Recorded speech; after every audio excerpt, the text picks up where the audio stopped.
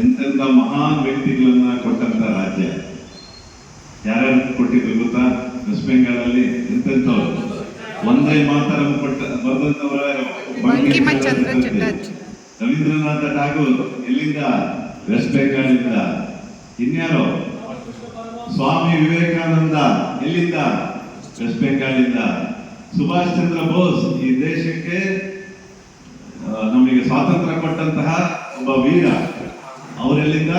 West ಬೆಂಗಾಲಿಂದ. ನಮ್ಮ ಪಕ್ಷವನ್ನ ಕಟ್ಟದಂತಹ, ನಮಗೆ ಸಿಕ್ಕಂತಹ ಇವತ್ತೇನು ಸಿದ್ಧಾಂತ ಇದೆ, ಒಂದು ಘಟನೆ ನಮ್ಮ ಕಾರ್ಯಕರ್ತನಿಗೆ ಒಬ್ಬ ಭಾರತೀಯ ಜನತಾ ಪಾರ್ಟಿಯ ಫ್ಲಾಗ್ ಇಟ್ಕೊಂಡು ಆ ಊರಲ್ಲಿ ಆ ಬೂತಲ್ಲಿ ಕೆಲಸ ಮಾಡ್ತಾ ಅಂದ್ಬಿಟ್ಟು ಅವನಿಗೆ ಕರ್ಕೊಂಡ್ಬಂದು ತಾಯಿ ಎದುರುಗಡೆ ಕೊಲ್ತಾರೆ. ತಾಯಿನ ಎದುರುಗಡೆ ಕಟ್ಟಾಕಿ ಮಗನಿಗೆ ಕೊಲ್ತಾರೆ, ಚುಚ್ಚಿ ಅದು ತೆಗೆದು ಅಲ್ಲೇ ಬೇಯಿಸ್ತಾರೆ.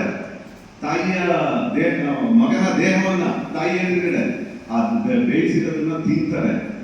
ಇದು ವೆಸ್ಟ್ ಬೆಂಗಾಲಲ್ಲಿದ್ದಂತಹ ಅತ್ಯಂತ ಕ್ರೂರವಾದಂತಹ ಮನಸ್ಥಿತಿ ಇದ್ದಂತಹ ಟಿಎಂಸಿಯನ್ನ ಇವತ್ತು 2/3 ಮೆಜಾರಿಟಿ ಗೆದ್ದಿದ್ದಾರೆ ಅಂದ್ರೆ ಅದು ಭಾರತೀಯ ಜನತಾ ಪಾರ್ಟಿಯ ಕಾರ್ಯಕರ್ತರ ತಾಕತ್ತು.